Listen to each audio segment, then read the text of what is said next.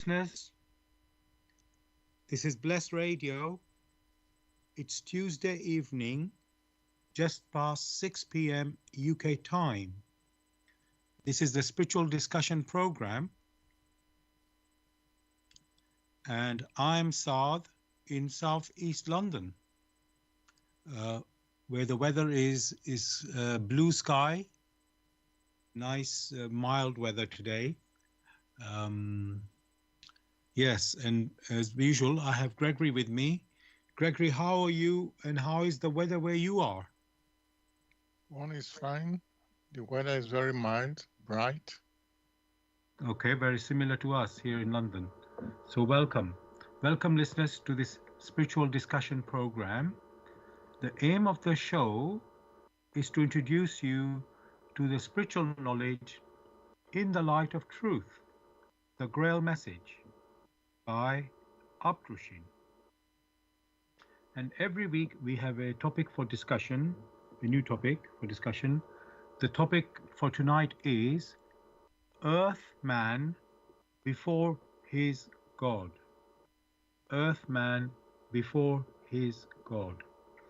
You are welcome to join us with any questions or comments by contacting us on our UK number, which is 079 39 641 958. You can call, text, or use WhatsApp. And if you're outside of UK, it is 00447939641958. You can call, text, or use WhatsApp. And there's one other way to contact us, which is by going to the website where we are broadcasting, that is Bless Radio 1, the number 1.com. There, if you go down on the scroll down on the home page, you'll see a box called Bless Chat. You can type in any comments or questions there. I'm going to begin with, what is the Grail Message? The Grail Message, in the light of truth, by Uptrushin, is a spiritual knowledge of life. It offers an explanation of the world, a picture of creation on the basis of natural laws. Its lectures contain valuable basic elements as a help in life. For through the knowledge mediated, the reader is again brought closer to life and led back to God. The Grail Message deals with important fundamental questions of life, by explaining in a clear and logical way the automatic working of the laws of nature, the whole weaving of creation, allowing every process to be recognized, and thereby the purpose of our whole life. It is directed at the individual and speaks to the innate experiences of the human being, their strengths and weaknesses. Thus, every reader has the opportunity to discover through the intuitive perception if what is stated is the truth.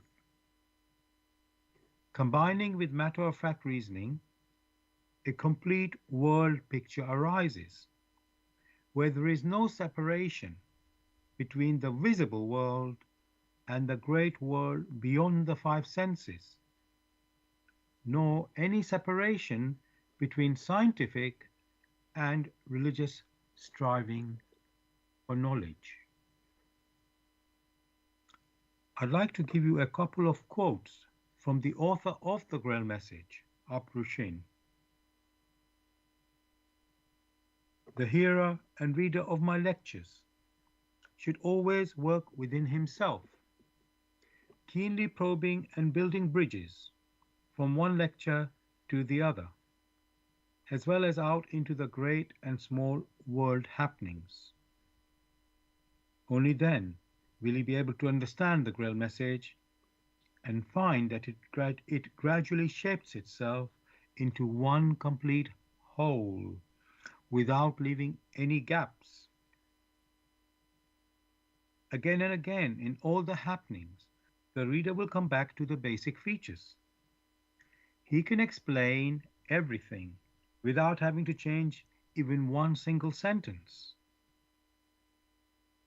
The word of the Grail message lives so that it permits only those people who really carry the honest desire in their souls to find abundantly. All else is automatically rejected by it. For the arrogant and those who seek superficially, the message will remain the book with seven seals. And I'd like to give you one more quote from the author. I wish to fill the gaps which have so far always remained unanswered in the souls of men, and which never leave any serious thinker in peace if he earnestly seeks for the truth. So, dear listeners, just to remind you, the topic that we're discussing tonight is Earthman before his God. Earthman before his God. If you have any questions or comments, you can contact us on our UK number, which is 079 39 641 958. You can call, text, or use WhatsApp. If you're outside of UK, it is 00447939641958. Again, you can call, text, or use WhatsApp. And there's one other way to contact us, which is by going to the website where we are broadcasting. That is Bless Radio 1, that's the number one, .com. And if you scroll down on the home page, you will see a box called Bless Chat. There you can type in any questions or comments. Gregory and listeners, as you know, I always like to look up the meaning of the title for the discussion we're having, the topic we're discussing, in the dictionary. So the first word we have is Earthman. Now, in the dictionary, this is what I found, the meaning for Earthman: a human being who is a native or resident of Earth. Gregory, how good is this definition for our discussion, please? It's good enough. Okay, that's nice to hear. We don't always get that, so that's the good news. Okay, right, let's move on to the next word. Before. There I have got two meanings given in the dictionary. It's the first one, at or during a time earlier than the thing mentioned, in brackets. So at or during a time earlier than. Now, I'm not quite sure how good that one is, Gregory, for our topic tonight. Well, it's still a picture that is. Oh, are you there, Gregory? I saw your voice has disappeared. Let me check. Okay, I can't hear you now, Gregory. Hello, can you hear me? You're back. You're back. Yeah, please, can you just say that again? I said it is usable, but it's tied to time. Right. Okay. Okay. Yes, and we are talking about God, so it's not quite really directly related to time there. Okay, we will continue. And the second meaning for the word before in the dictionary, it says in front of someone or something. Is that a better one? That is also usable. Right. When you combine the first and the second, they are helpful. Okay, okay, that's good. So we will continue. The next word is God. I didn't bother to look up his. I think it's a bit obvious. So God. it says in two meanings again in dictionary. First one, it says brackets in Christianity and other monotheistic religions, the creator, the ruler of the universe, and source of all moral authority, the supreme being. What do you say about this definition, Gregory? That definition must be looked at from two perspectives. From the perspective which is not of the earth, and from the very narrow perspective that is earthly. Because you have being, you have supreme being. All these ones, strictly speaking, do not really or precisely give a picture of what is talked about, and it's been linked to religion. Ever before religions came into existence, which religion came through human observations and responses to nature's challenges. Nature has always been there. And very sadly, only very few bothered to find out the origin of nature. But again, that definition may be used, but it's not sufficient at all. Thank you for that answer there, Gregory, or your response there. There's a second meaning. I don't know if it's going to be helpful. They say this is in brackets in certain other religions. So that means the non-monotheistic religions. A superhuman being or spirit worshipped as having power over nature or human fortunes, a deity. So, Gregory, what do you say about this one? The sense of the first and the second one are the same thing. So it doesn't change anything. Right. Okay. Now, since you're not satisfied with these two definitions, I want to ask, would you like to put forward something which is, let's say, better? And it is impossible to define. For the power that streams is always there. How do you try to contain the power of which is not containable? Definitions more or less are containers to hold something in view. But of the Almighty, only a very faint picture of an eye may be utilized. And that's why one says, whatever definition given to it, the best that one may even talk about is power streams out from a source. That's suffice. What that power is, how it operates, all these, strictly speaking, are beyond human understanding. But that right. power is. Okay. So, okay, I won't ask any further right now. We will just keep going and exploring and see, what the best we can achieve in our understanding. So thank you for that. Now, so just to remind the listeners, the topic we have chosen for tonight is Earthman before his God. Now, yeah.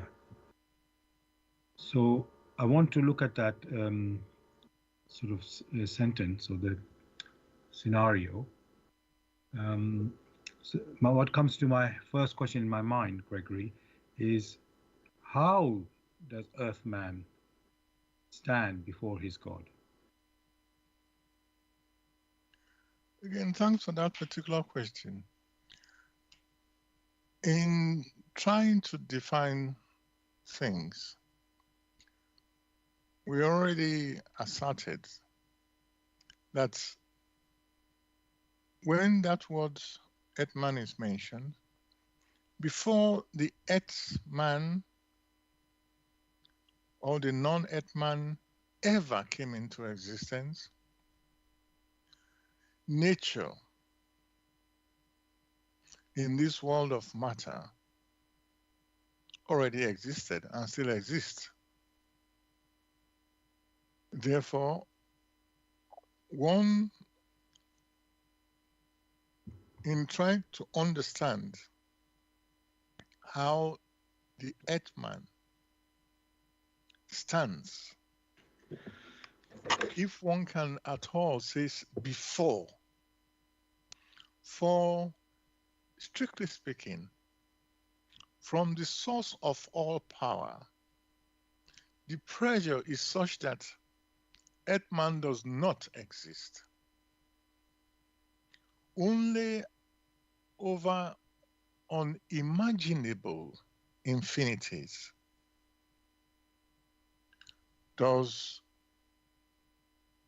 the human spirit that has taken on form on earth, that we call Earthman, only within that scenario does the so-called Earthman exist.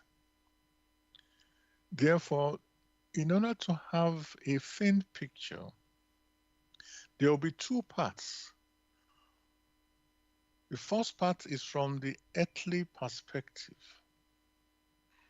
The second part is from the non-earthly perspective. From the earthly perspective, man is familiar with nature and to a large extent knows that nature does not act in an arbitrary manner, and that before man came to the earth must have been there. The world of matter must have been there. Therefore, one must then ask oneself, what would it have been like before man came to the earth? And the second question will be, what is the state of the earth currently? Is it peaceful? If it is peaceful, then well and good. If it is filled with woes and wickedness, then the question one should be asking, how did that come about? These are purely from the perspective of the earth, of Earthman. Does he live in harmony with nature? The nature through which he himself exists here on earth. Once one considers that particular question, then from the perspective of the earth, one already draws the conclusion how the Earthman stands with respect to the laws of nature, which laws already existed, how he stands before the laws of nature. In the non-earthly perspective, that means one is going closer to the inner core of the personality, which is of spirit. One will ask similar question. For in the non-earthly, one will refer to the laws of creation. What was it like at the beginning when man came into existence? What processes permitted the human personality or the spirit gem, whatever one cares to call it, to even come into existence? Under what framework? How far has he gone? These are the questions that any seeking one should ask themselves. And without further ado, answers will just emerge. And therefore, how the human personality or the so-called Earthman stands before the laws of creation through which he himself was created becomes self-evident. For if the human spirit stood in harmony with nature, with others who, like themselves, are striving to become conscious and therefore subsequently self-conscious, then the war and the warfare and the woes and the wickedness you have on it would not exist. So that already gives the judgment through their activities. For it is said, and rightly so, by their activities they reveal themselves, how they stand in accordance with the laws through which they themselves came into existence.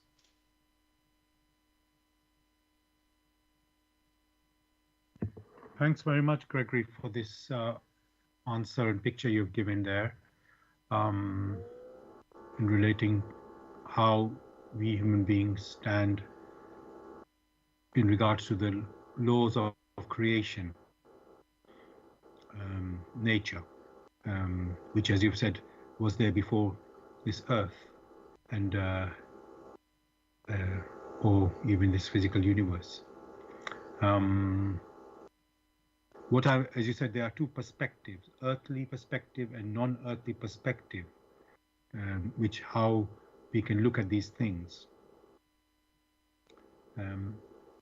Now, what I'm wondering, Gregory, because everybody has also their point of view. Even each human being even has their own point of view as well. There's all sort of angles how we see things. So now we are saying Earthman before his God. So let's start with the human beings, Gregory. I know you said earthly perspective, but let's say, how do the human beings themselves see themselves in their activity before God the Almighty? Is it they are obeying God the way God expects them? Or I'm talking from the human understanding now. So the laws of nature or the non-spiritual, non-physical perspective might be, whatever it is, which we're going to keep exploring.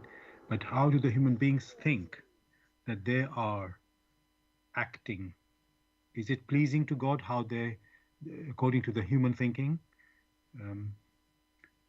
or they are messing around? I mean, even again, when I reflect on what I'm saying, I'm thinking, well, look at this earth. There's climate change happening, and looks like things are going wrong downhill. In world is suffering and so on. So there's so many points. And then another way you might say, oh well, there is freedom in places. There's freedom, and there's how can I call it? Some sort of success. I don't know if I want to say technology or, in the way of living. So, and if you are living in one part of the world, you can say, oh no, this place is really suffering. And another part of the world, or parts of this world, even in a country, they might be, let's say, doing very well. So it's a very difficult question. I'm thinking how to ask this question. So let me just, let's just see. How do the human beings see and maybe you have to, Gregory, go bit by bit, referring to each group of human beings, those who are suffering, those who are doing well, and so on. Maybe you just have to generally just go by that particular each group and that type of humanity that we have. So my question is, Gregory, how do the human beings view their activity is from their point of view in service to God? The question you ask with human beings, no two human beings are the same because each one of them has a free will to decide how they wish to proceed or how they wish not to proceed. Therefore, you will find with each human personality, they have their own ideas. There is no framework. As long as they are satisfied with what they are doing, it brings them comfort and they are able to reap where they have never sown, they are glad. Therefore, there are as many laws that appertains to human personalities as there are human personalities here on earth, because each one, they do as they like. None of them, or most of them, never ever consider that even in their motion, there are laws of motion, which laws are intrinsic to all activities. If they did, if they had a sensing, then they would have followed it. But no, they do not follow all these things.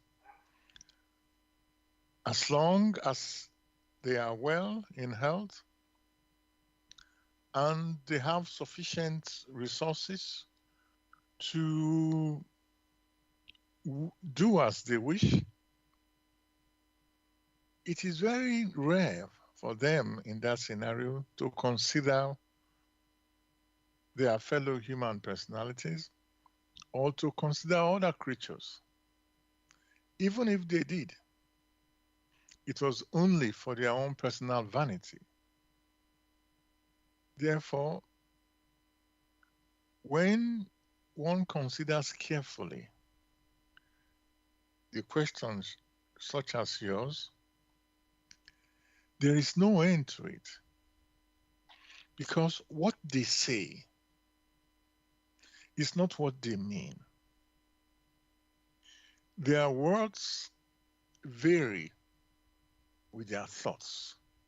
Their thoughts is at variance with their intuition. If at all they admit they have any intuition.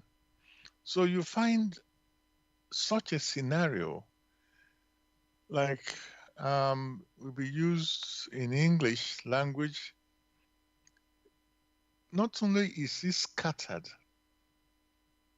the higgledy-piggledy, everything confused. They just do as people wish, destroy the nature, the atmosphere, all sort of things, and the results are glaring for one to see. Therefore, it is impossible to talk about the human perspective, because to talk of a perspective, there must be a framework. The framework that we should be considering is the framework of motion. For all human personalities, wish, and in their thoughts, in their deeds, in their intuitions, all these are expressions of motion. And in that case, the only framework which is invariant, which remains and never changes, are the laws that permit that motion, which the human personalities engage in. These laws are the laws of nature. These are the laws of creation which we keep mentioning every time. Only from that perspective can one try to view the activities of men. And from that perspective, it has been one woe upon another. So, from the human perspective, each human personality, you can't judge from there. Why?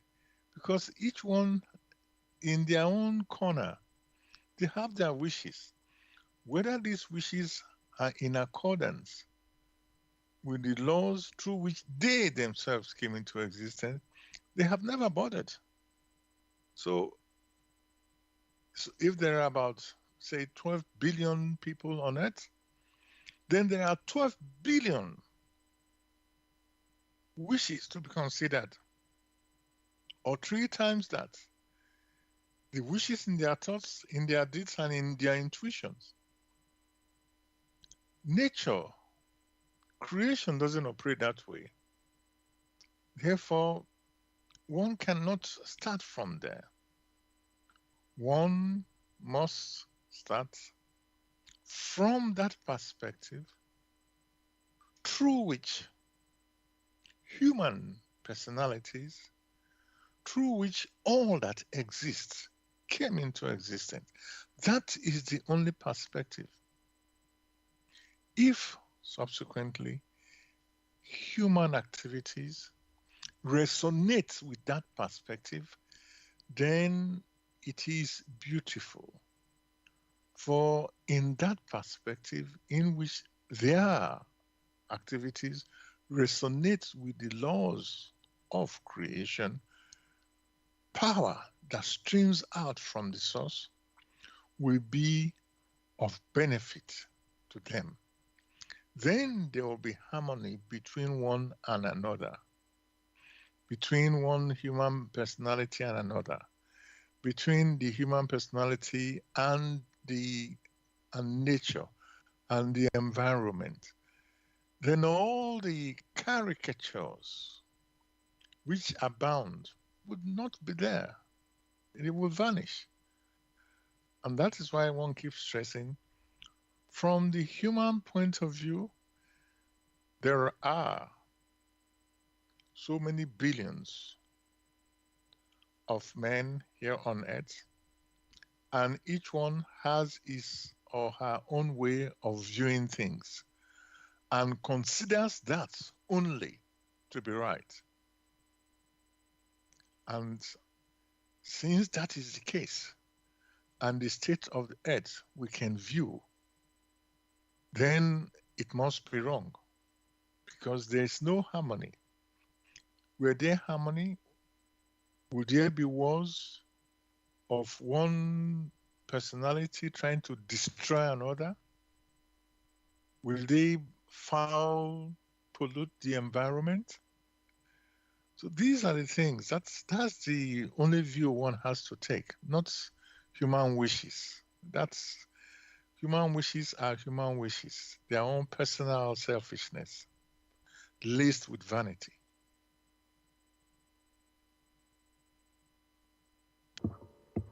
Thanks very much, Gregory, for this explanation. And, I can fully appreciate that, obviously, with so many billion of human beings, they have their own individual wishes, as being having free will, of course. And on the other hand, we have nature and the other creatures who are, let's say, always working within these laws of nature or creation. So there's something really to examine there, what's going on here. But before we go into further questions, I just want to let the listeners know you're listening to Bless Radio, and this is the Tuesday evening spiritual discussion program. The aim of the show is to introduce you to the spiritual knowledge in the light of truth, the Grail Message, by Abdushin. If you wish to know more about the Grail Message or want to get a copy of the Grail Message for yourself, you can go to this website which is www.grailmessage.com. I'll spell that. www.grail, Grail, message, MESSAGE.com. And the topic we're discussing tonight is Earthman before his God. Earthman before his God. If you have any questions or comments, you can contact us on our UK number, which is 079 39 641 958. You can call, text, or use WhatsApp. And if you're outside of UK, it is 00447939641958. Again, you can call, text, or use WhatsApp.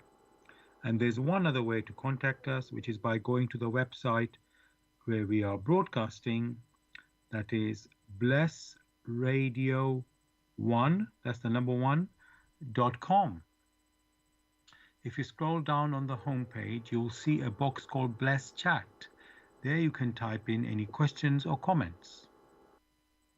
And as I've mentioned, we are broadcasting on blessradio1, the number 1.com.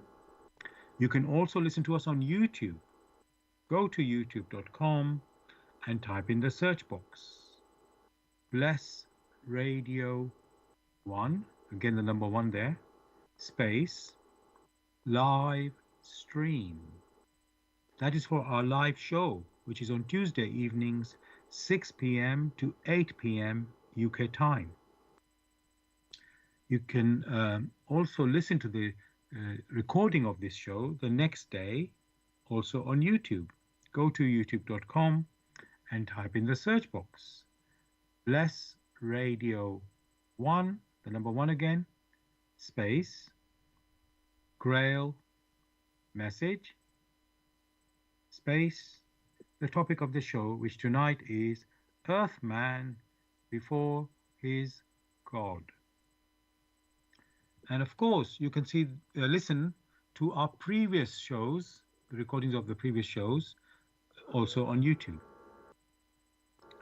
Thirdly, we are broadcasting on Zeno. That's ZENO.FM/Bless Radio 1. That's the number 1 again. Now, Gregory, it's clear from what you've been saying that this perspective of to see how man or human beings stand before God, the Almighty. If you look from our point of view as human beings, we are not going to get very far. Although we have, we know what we are doing on this earth. Everybody has an idea. So in a way, there's an answer there already. But then the perspective that you've been telling us about that we should be looking at is the perspective from the, you can say, the spiritual one, or from the laws of creation or nature. Now, I know you have mentioned these laws of nature before, or creation before, but I think it's it would be appropriate now if we talk about them, and then otherwise how will we know how we are in regards to these laws? So you've mentioned the law of motion, Gregory. Can you sort of expand on this a bit more for us? Yes, of course. As is very well known, even in one's activities, in deeds, that deeds, in fact, are in motion. The same thing happens with one's thoughts. They are in motion. The same thing happens with one's intuition. They are in motion. So all activities are in motion. However, there are only two types of motion. The first type is that type in which the end of the motion flows back to the beginning. The second type is that in which the end does not flow back to the beginning. On this framework are the laws built, the laws through which creation, through which nature, through which the human spirit germ or the human personality came into existence. For when one considers that type of motion in which the end flows back to the beginning, that's seen from or considered from a spiritual perspective, whatever perspective one wishes to call it, that may be categorized as a reciprocal activity, from which reciprocal activity there is balance. So one will be bold enough to say that particular type may be categorized as the law of reciprocal action. Now, even considering the end flowing back to the beginning, another intuition strikes the human personality. Why does the end flow back to the beginning? That only happens if they are of the same species. That flowing back to the beginning gives the strongest impression, the strongest urge of an attraction of similar types or of similar species, which can also, from that intuitive perspective, give us the clear picture of that of the attraction of homogeneity. From that, resonance also come into being. So it is so self-evident that many a person might ignore it. So one can already see there are two basic laws from that perspective, that of reciprocal activity and that of the attraction of homogeneity of homogeneous species. Species because these are types. Now, when one considers the other one, where the end does not flow back to the beginning, it means a structure has come to stay. That's where the end does not flow back to the beginning. The strongest intuitive picture one has there becomes clear. That which is heavier sinks, and that is why it cannot go back to the beginning. That which is lighter stays on top. Again, the immediate picture, the immediate intuition that arises is that of gravitation. So when one hears of gravitation, this time is spiritual gravitation from which many a researcher borrowed and called it laws of physical gravity. So what the sciences talk about are just physical, what they have observed. One is denser than the other, therefore that sinks. The other one is lighter, that one floats. But there is more to it. So basically, the laws which is being referred to here are the laws of creation, which laws have been woven into creation in motion. It is these same laws that does the filtration that determines the purity of one's activities, whether it is pure or not pure. Therefore, since all entities within creation are subject to these laws of motion, only from that perspective can one view, can one make statements as regards the welfare of man, be it here on earth or not. For man himself had a beginning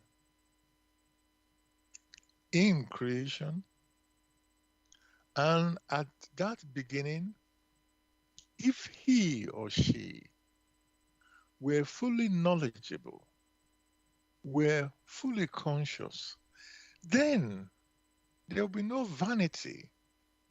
There will be no need to send him out to gain knowledge.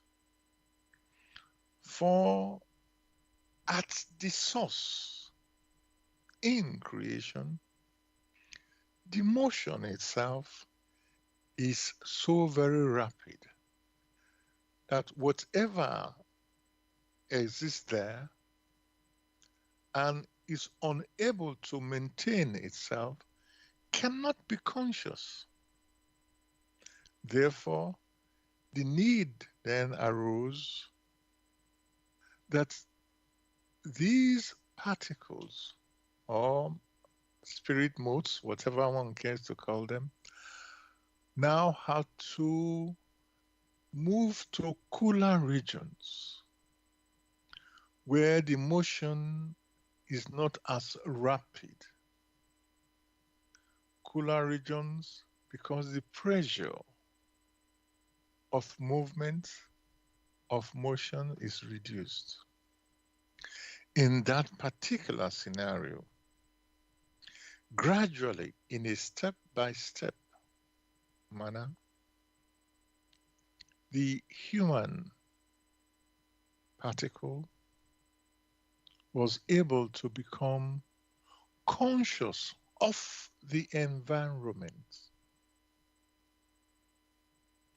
and subsequently in its activities gradually in sinking down started developing self-consciousness. It means the inner capabilities which are intrinsically sown in it awakened such that those capacities could now be used. And in that scenario, it is developing towards self-consciousness.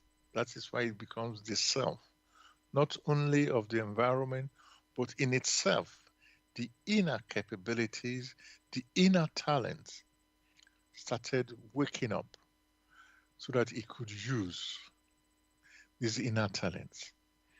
And to do that in the freest possible way, the human particle, which was initially unconscious, now developing towards consciousness and subsequently self-consciousness, awakened all those noble qualities. So that is only an approximate picture. The real picture, as is, and will ever remain so, many a listener or many a seeker may pluck up the courage to examine for themselves. We pluck up the courage to examine the work, that work which has been titled In the Light of Truth, which work explains what light is, life, explains what truth is, the laws of nature or the laws of creation or the divine laws which divinity already existed ever before the human personality ever came into existence. There, it is all revealed. The efforts which we make here are only pointers, where all that the human personality needs for a self-conscious existence is.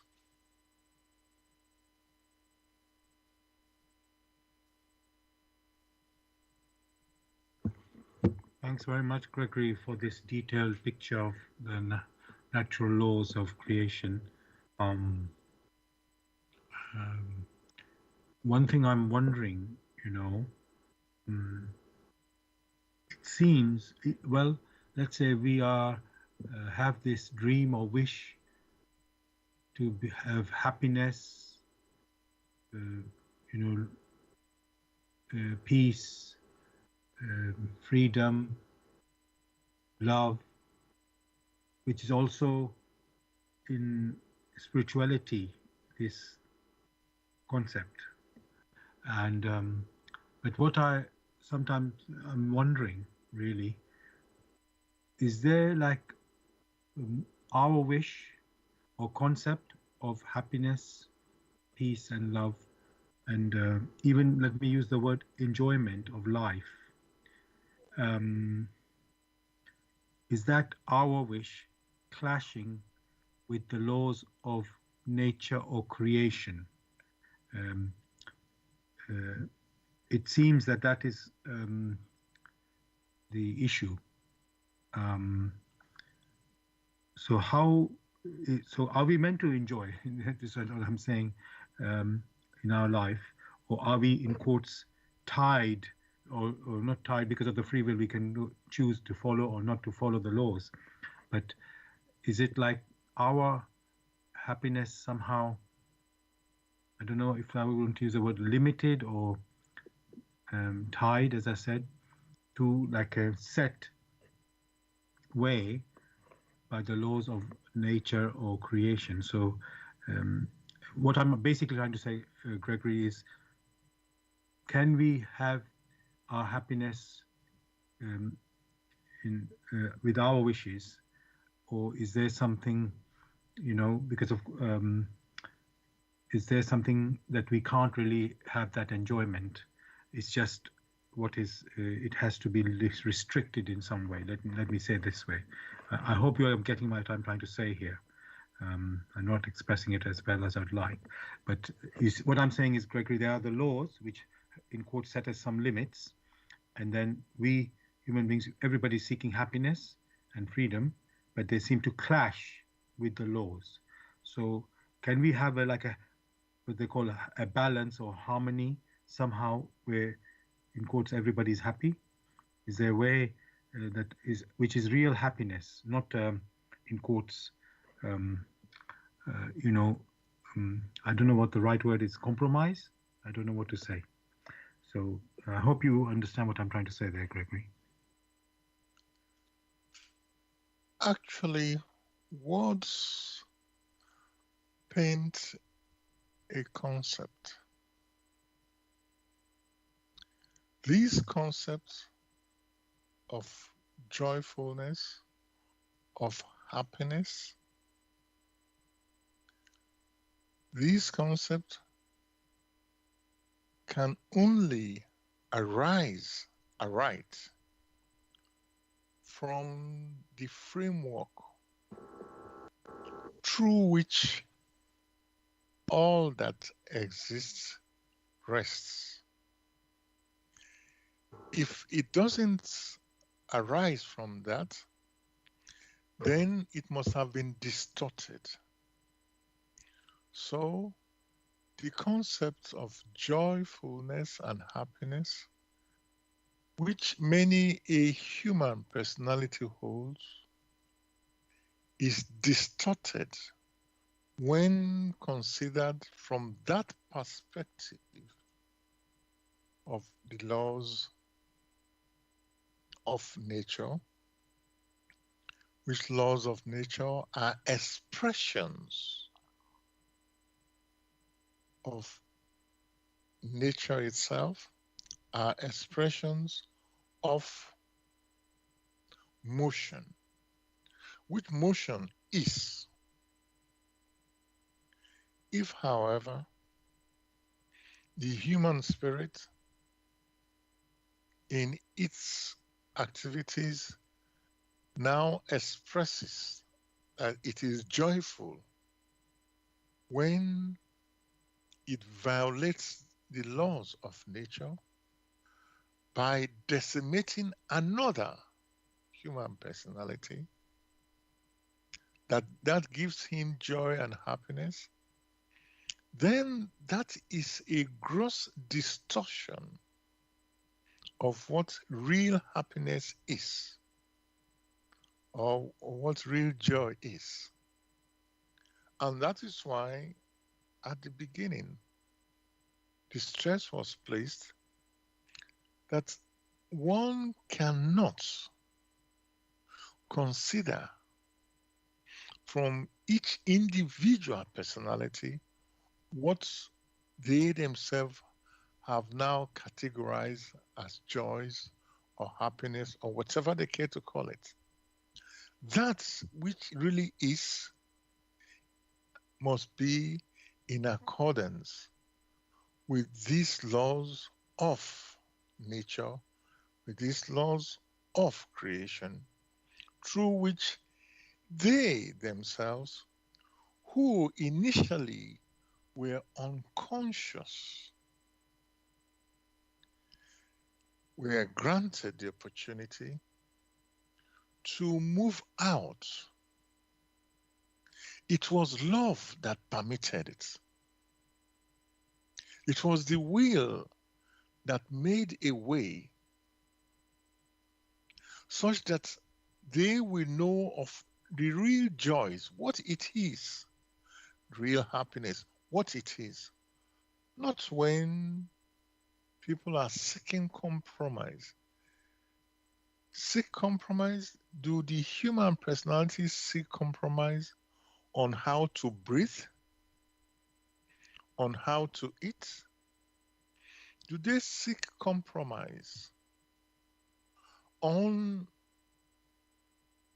their basic existence? It's impossible. Either you breathe correctly or you don't. If you hold your breath, before long, you're gone. So did not say, let us see compromise. I will breathe now, and then I hold my breath. I won't breathe for the next 10 years. There are no compromises. It is because the human personality is so indolent in its efforts, if at all one may call it effort, to understand aright what is being discussed here. That is why it considers only its own perspective. Narrow it is, distorted it is. When the human personality was granted the opportunity to become conscious, many opportunities, many tasks were placed in front of it. New areas had to be created to permit it to journey through these areas to experience. So when it started its journey in the spiritual realm as an unconscious spirit gem, it has to traverse through the animistic realm. It was love and the will of the Almighty that permitted that. There was no compromise. It has to enter the world of matter. It was the love of the Almighty and the will of the Almighty that permitted the world of matter to come into existence, such that the human spirit gem may move within these areas in its activities to experience. There was no compromise. Is it now that the human personality wants to now seek a compromise with the love that granted the opportunities? There is no basis. It cannot and will not. Is it now that the human personality that is not even self-conscious yet, only perceives that which abounds, now seeks to have a compromise with the will of the Almighty in its smallness? Such a conceit and arrogance does not augur well with the resonance in creation. Therefore, the human personality or the spirit gem or the spirit particle has no right or cannot even imagine the grandeur of the universe, and its area of operation is so narrow that it cannot start dictating through the laws and the love through which it was permitted to even exist. Is either it learns to abide by these laws, just like someone who wishes to live must keep breathing. If you wish to live on it, you cannot say, I will breathe today, tomorrow I will not breathe, and then the following day I will breathe for 10 seconds. And no, such arbitrariness does not augur well. Such arbitrariness has been the cause of the decomposition of that which had been lovingly placed in creation such that the human personality will enjoy. To enjoy only means first to admire and try to do likewise. For the admiration, for all that the human spirit now perceives, has been there. Has it ever asked itself how this came into being? These are the questions that the human particle, the human creature, must first contend with and learn to adjust itself such that the blessings which are stored in the universe, in creation, those blessings, it will now learn how to make use of them first to himself and in its further activities. He or she, the human creature, will now realize just as he himself or herself has this skill, so are others. And gratefully, it will join hands with others to build up, not in an arbitrary manner, but in accordance with the will and the love that permitted it this journey to become self-conscious. Then will it say it is free. Thanks very much, Gregory, for this, I can say, again, detailed picture of, you could say, how man or human beings stand in regards to the Almighty's, this world, I'll call it like this, where man is a creature while the Almighty is the creator. So one must know where one, this, who is really the master and who is the servant. So it's not about, how can I say, being overbearing or, how can I say, unjust, but really seeing this, how can I say, not becoming arrogant and selfish in our thinking, in our lives, and really seeing the big picture, of how the world really is. So thank you for bringing that to us. I've got lots more questions to ask, but before I do that, I just want to let the listeners know you're listening to Bless Radio. This is the Tuesday evening spiritual discussion program from 6 p.m. to 8 p.m. UK time. The aim of the show is to introduce you to the spiritual knowledge in the light of truth, the Grail Message by Abrushin. If you wish to know more about the Grail Message or want to get a copy of the Grail Message for yourself, you can go to this website, which is www.grailmessage.com.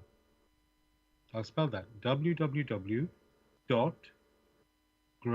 G-R-A-I-L, message, MESSAGE.com. And the topic that we're discussing tonight on our show is Earthman before his God. Earthman before his God. If you have any questions or comments, you can join in the discussion by contacting us on our UK number, which is 079 39 641 958. You can call, text, or use WhatsApp. If you're outside of UK, it is 0044 79 39 641 958. You can call, text, or use WhatsApp. And there's one other way to contact us, which is by going to the website where we are broadcasting. That is Bless Radio 1, that's the number one, .com. There, if you scroll down on the home page, you'll see a box called Bless Chat. You can type in any questions or comments there. As I said, we are broadcasting on Bless Radio 1, the number one.com. You can also listen to us on YouTube. Go to youtube.com and type in the search box Bless Radio 1, the number one again, space live stream. That's for the live show, which we broadcast on Tuesdays, 6 p.m. to 8 p.m. UK time. You can listen to the recording of this show the next day, also on YouTube. Go to youtube.com and type in the search box Bless Radio 1, again the number one, space Grail Message, space the topic of the show, which tonight is Earthman before his God. And of course, you can listen to the recording of our previous shows as well, also on YouTube. Thirdly, we are broadcasting on Zeno, that's ZENO .fm / Bless Radio 1. That's the number one again. Now, Gregory, we've established very clearly that the human being, this is not about as a subjugation or restriction of the free will, because what we are saying is there is a creator, there is the creation, and the human being is part of this creation. So he has a role or a job to do, a duty to do, to fulfill, just like other creatures also have to do that too. We're forgetting that we are not the only beings, let's say.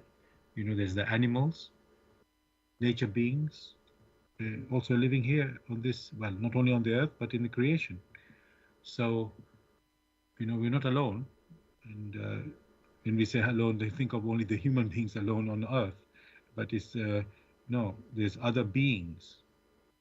And surely they have their right to exist and fulfill as well, just like we have. So we can't be overrunning that. You know, so there is something there to be recognized and to be, you know, job to be done here. Now,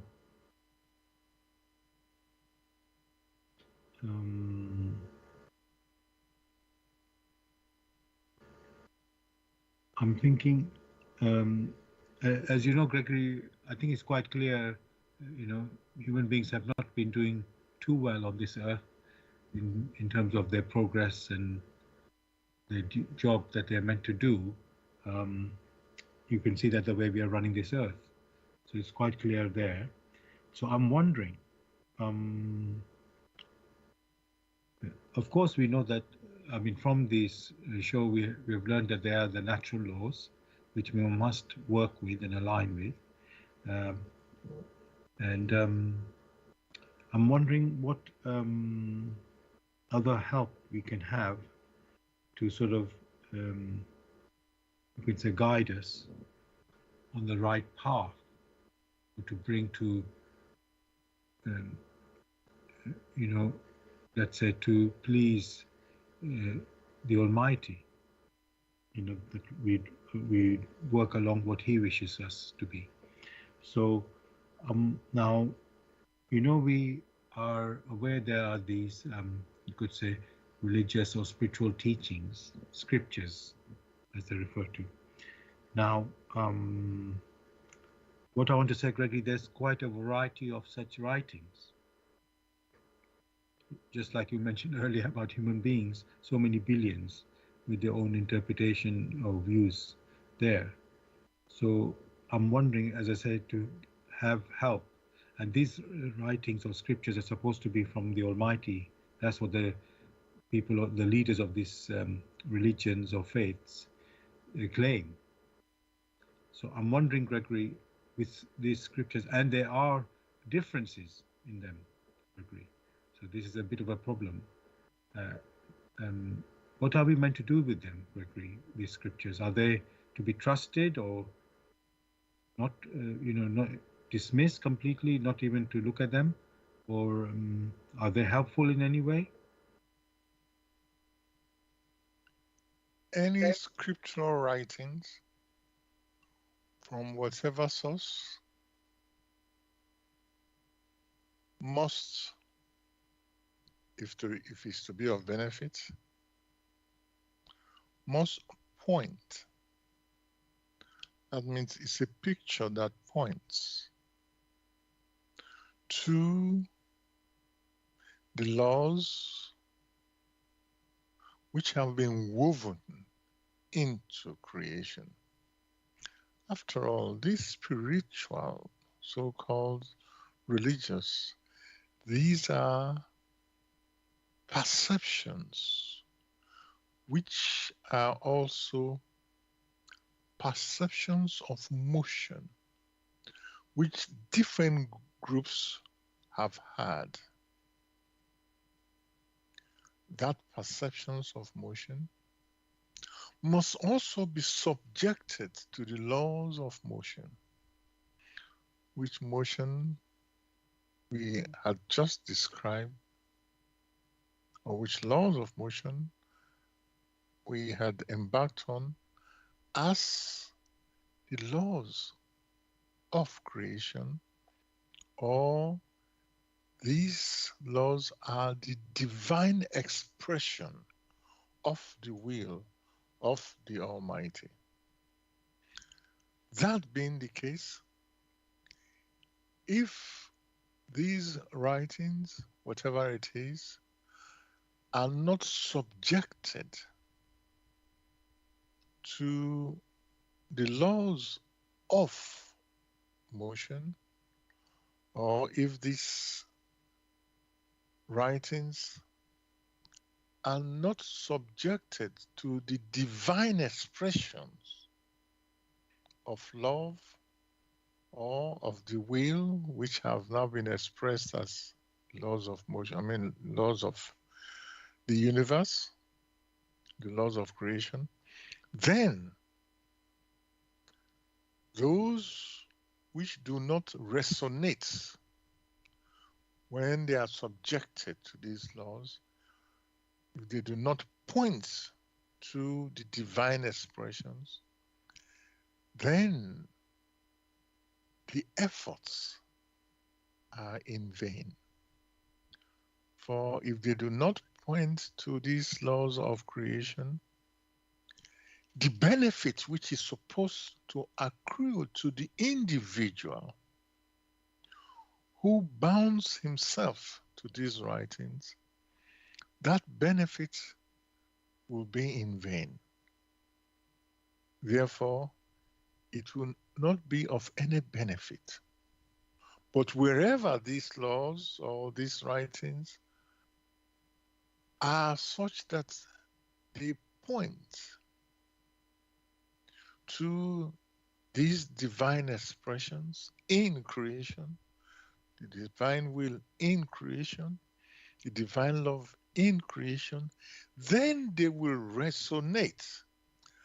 And in that resonance, they will draw off the power which resides in creation at a different level, and having received of these blessings, they themselves will make use of it and ensure that indeed it is of benefit to them, and will also share with others.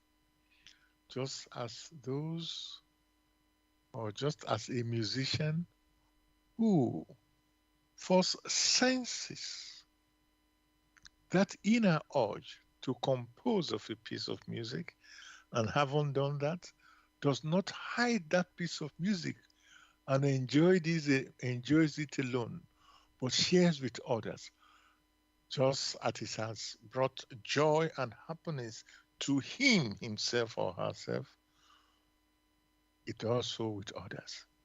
Then that one for all and all for one becomes imperative, and everyone will then strive to be of benefit not only to himself but also to others. That state is harmonious. Then they can support themselves in the sense that they complement, these activities complement one another. Such a state is what they will find when they get back home, home in paradise, in the spiritual paradise, where there is no hostility, but a joyful giving and receiving. For that is what is meant, and not the stagnant state that the human personality have in their activities created here on earth.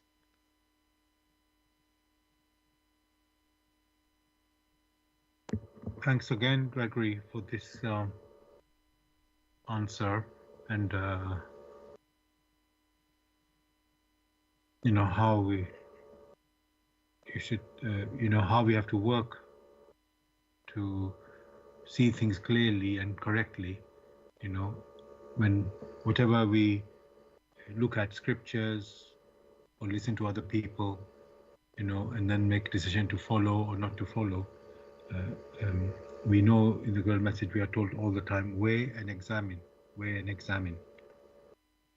not to be just blindly following this or that, whatever scripture or whatever anything is said, then we will be fully responsible for what we do then, and also we'll have some confidence. Is this the right way?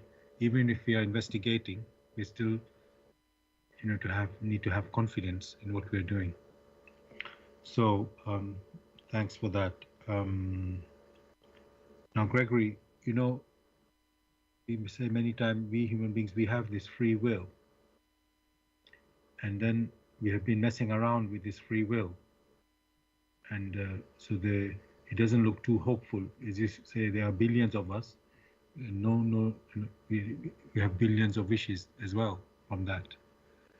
And then we are supposed to work in harmony, all for one, one for all.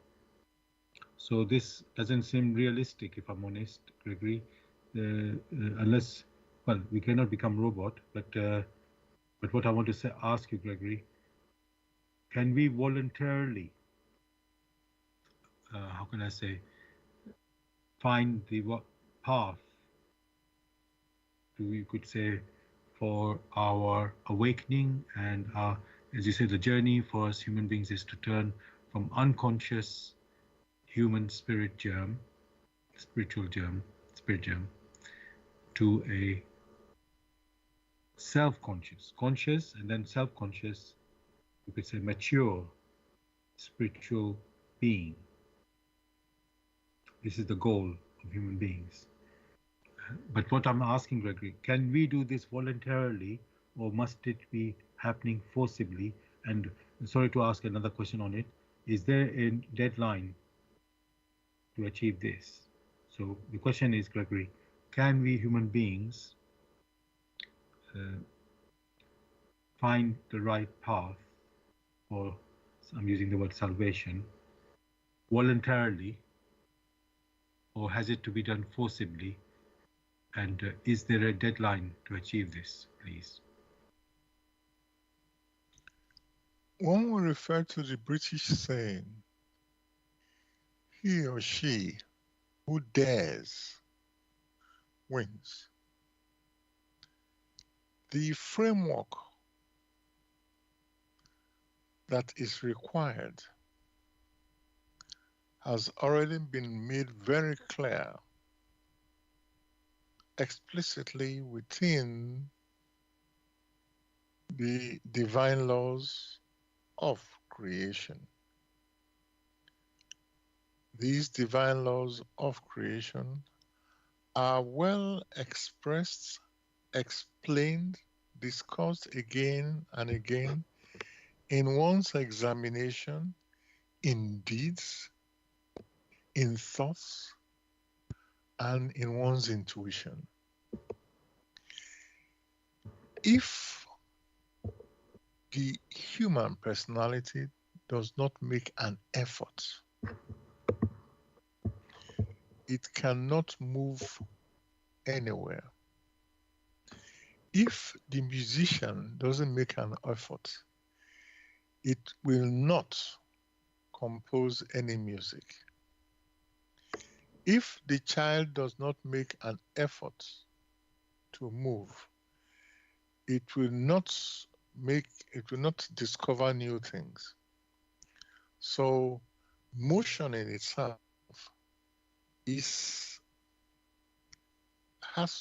the laws of motion have to be fulfilled. Therefore, there must be spiritual effort through one's intuition. There must be continuous effort in one's thoughts, which must be transformed or translated into deeds. Only through continuous activity will you have that maturing. If, however, the human spirit's seed grain does not make the effort in these particular areas just mentioned, then how can it arrive at that maturity when it doesn't make the effort? If you do not make the effort to breathe, how can you breathe? If you do not make the effort to speak, if you do not make the effort to engage in activities, how can you then excel in such activities? For one can already see that motion, being a law of creation, already ensures that you yourself must be engaged with it. It doesn't mean, however, that the human personality has all the time in the world. As is well known, there is the time for sowing. The human spirit seed grain was sown in the world of matter, such that through its efforts, through its activities, it will mature and come to fruition. The world of matter itself is temporal.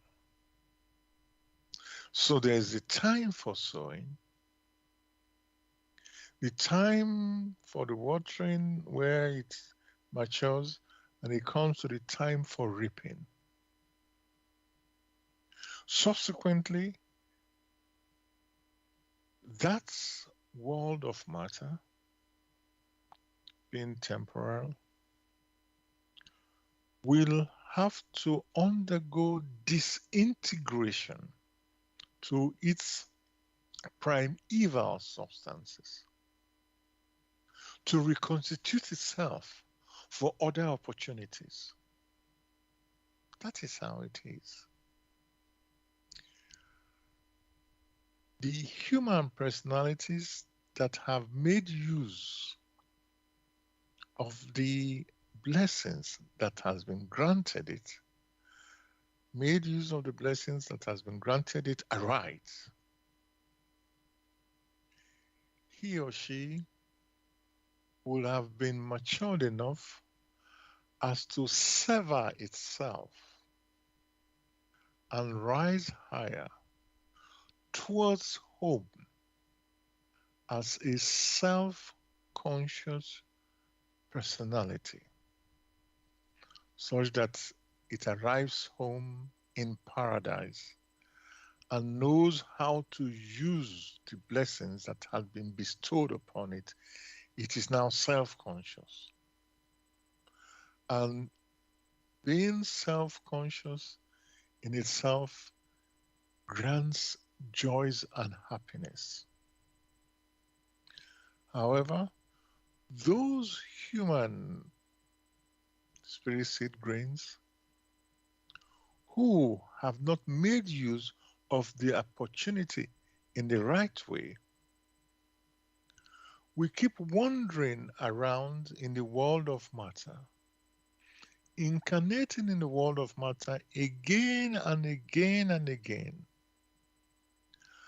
In that process, they are unable to sever themselves from the maze of human confusion which they have sown on their paths in reciprocity. In that case, when the world of matter now undergoes disintegration, what then happens? The bit which they themselves have built up will also undergo disintegration. And the human form which had been permitted them so far, that human form will also undergo disintegration. Therefore, means they will then have to go back to the origin, the paradise of man, as unconscious spirit seed grains, just as they had started. That means the opportunities and the blessings which had been bestowed upon them had been in vain. That is what the human personality must always consider. Must consider whether its activities brings blessings to him and his neighbor, to creation. That is his task. In order to find a way out of the self-created maze, the walk in the light of truth has finally been granted the human spirit, which walk places the signposts in creation where they belong, and how the human personality must walk, must weigh, must examine, such that it can get back home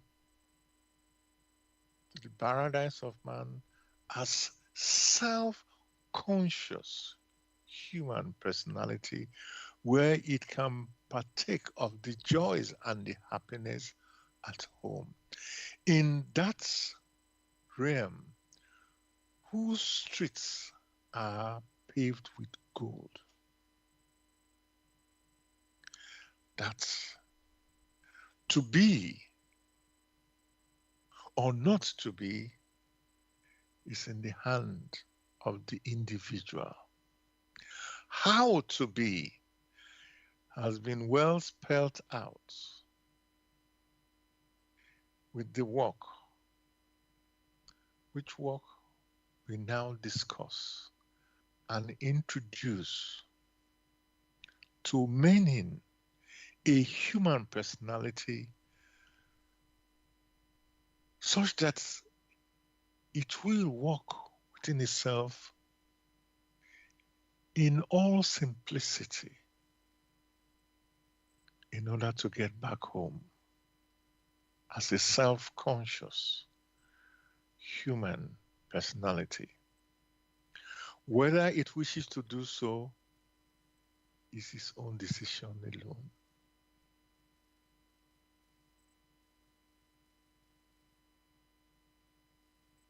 Thank you, Gregory, for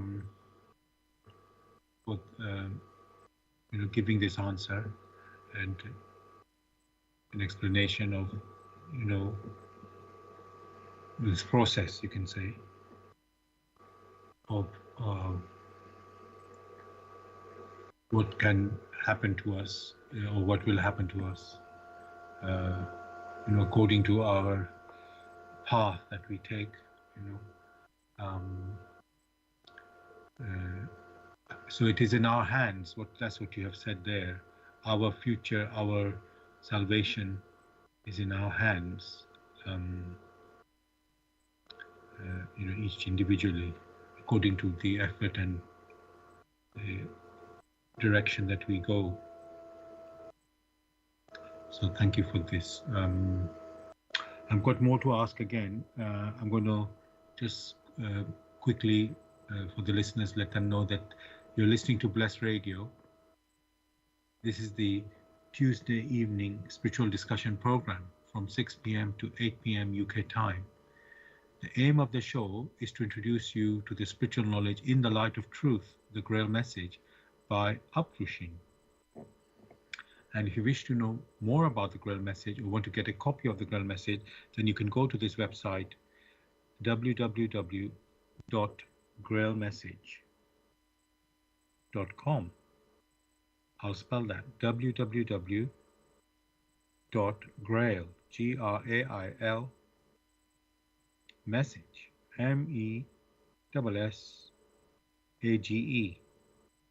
message.com. And the topic that we are discussing tonight is Earthman before his God. If you have any questions or comments, you can contact us on our UK number, which is 079 39 641 958. And if you're outside of UK, it is 0044 79 39 641 958. And there's one other way to contact us, which is by going to the website where we are broadcasting, that is blessradio1, that's the number 1.com. If you scroll down on the home page, you'll see a box called Bless Chat. There you can type in any questions or comments. And as I've mentioned, we are broadcasting on blessradio1, the number 1.com. And you can also listen to us on YouTube. Go to youtube.com and type in the search box, Bless Radio 1, the number 1 again, space live stream. That is to listen to the live show, which is on Tuesday evenings, 6 p.m. to 8 p.m. UK time. You can also listen to a recording of this show the next day, again on YouTube. Go to youtube.com and type in the search box, Bless Radio 1, the number 1 again, space Grail Message, space the topic of the show, which tonight is Earthman before his God.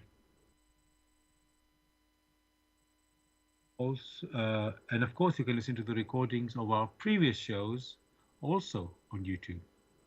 Thirdly, we are broadcasting on Zeno, that's ZENO.FM/.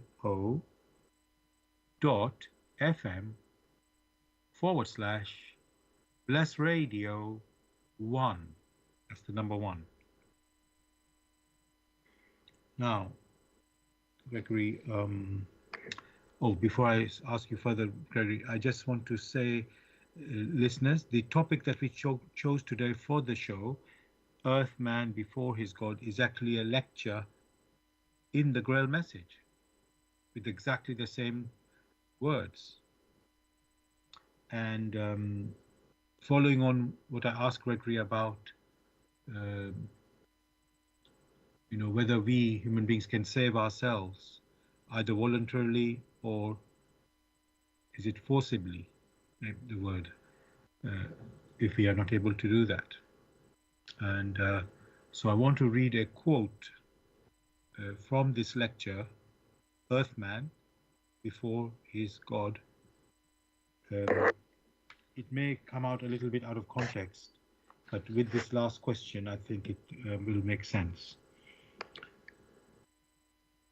But I say to you that you are now awakened from the intoxication, the oppressive delirium that is already holding you in its iron grip. You must awaken against your will, be it only to recognize with the most terrible despair, even at the last moment, that moment, all you have freely abandoned with such wanton indifference. Before you are thrust into the bottomless pit that seems so desirable to you. This earth and the whole world is now being purified. No longer shall any of the filth remain, so that the creatures will be able peacefully and joyfully to serve their Lord, the Almighty God, who in His love once granted them the conscious enjoyment of all the blessings of creation. He who again tries to bring disturbance into it by disregarding or even opposing the laws of God in creation will be mercilessly eliminated. For with such conduct he brings to you only envy, hate, suffering, disease, and death. All this tribulation can only still be avoided if you really seek to recognize and honor the word of the Most High. To do so, however, it must first be understood in its true nature. But hitherto, you have always construed it only as it pleased you, and not as it was given by God for your help, your salvation, out of the greatest need.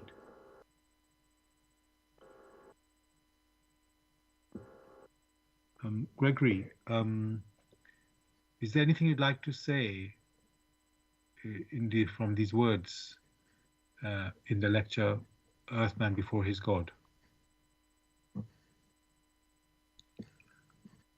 The lecture itself is explicit.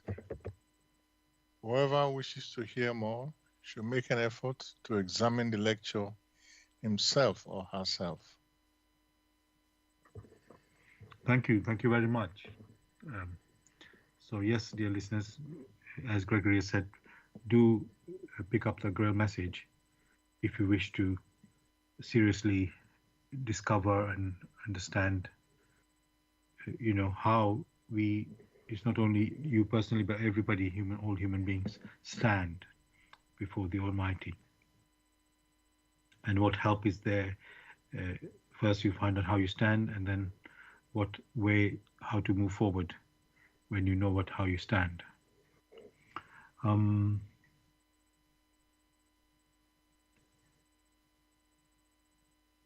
Gregory, this thing, how to understand the word of the Most High, the Almighty. I know you mentioned the laws of creation. Is there more that we need to appreciate or understand? Uh, because knowing the laws, let's say, that helps, of course, but that doesn't maybe tell you, like you have also mentioned about our uh, purpose, you can say, of awakening from being unconscious spirit germ to a conscious or self-conscious spirit, even being, spirit being. So this story, I'd say story, this, how can I call it, um, understanding, I will say that. Um, how can we come to know that this type of you know yeah, can you, is it really only the Grail message that is give us these answers, or is there another way? There's some noise in the background. Okay, I will go on mute. Did you get my question, Gregory? Yes, I did. Okay. It is being stressed again and again that whatever you come across or comes across you, the individual must weigh in deeds, must weigh in thoughts, must weigh in his or her intuitions. The individual must examine in deeds, must examine in thoughts, and above all, must examine in their intuitions. The biggest challenge has been and still is that for many, they only hear of this expression, intuition, but they themselves cannot picture it aright because they really haven't used that picture which strikes the human personality, which strikes the back brain and subsequently the frontal brain. That picture without words, they themselves have not used it again and again. Only that which the human personality uses becomes strong. When you speak a language again and again, you become very familiar and know how to use it. If, however, you don't, then you can't get very far. The question you asked, is it only in the Grail message?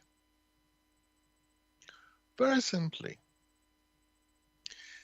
if one says it is only in the Grail message, the next thing will be how. If one says it's not only in the Grail message, the next question will be how. That is not the way forward. Examine it. To examine and weigh does not mean to criticize, but to let these expressions have an impact on one's deeds, have an impact on one's thoughts, and above all, have an indelible impact on one's intuition. Then and only then, when the impact in reciprocity comes to fruition, that question will then arise, if at all it arises. Which is the way forward? The way forward is simple. Go forward in confidence, using one's intuition, using one's thoughts, using one's deeds. In that way, one will build within oneself some inner firmness. So it's no more of I believe. Belief now becomes conviction. And conviction only comes through inflexible weighing and examining. Then you'll find that the words of the message is living. Such questions as you then posed will then start disappearing because the answers you already have, and there will be no need to ask questions when you already have the answer. So, if you have the scenario where your activities does not resonate with the laws of motion as explained again and again, then the desired results that sucks the human personality upwards in happiness and joy towards its origin in a self-conscious manner, that will not manifest. Therefore, the personality must go forward and experience.